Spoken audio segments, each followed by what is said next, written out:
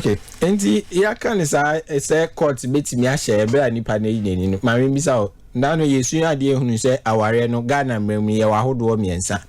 Efie de ye friend court de ne na ye nuanu musemi for de no. Court no recognize maintenance and I say court ne betimi a share. So oba oyira na so ukunu in any of the marriages say oncha maintenance and I say there's a particular type of marriage and non court recognizes so betimi a show be ama nature maintenance.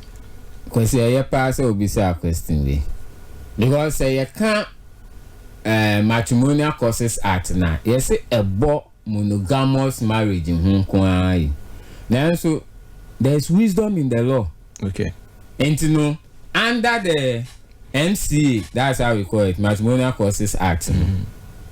Some of the provisions are fine. Irrespective of the fact that the marriage was contracted under the customary law, under the ordinance, under the Muhammadan, a spouse can petition the court for maintenance.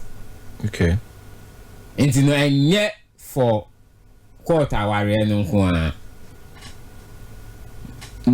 say Muslim for our area near yen you can petition the court.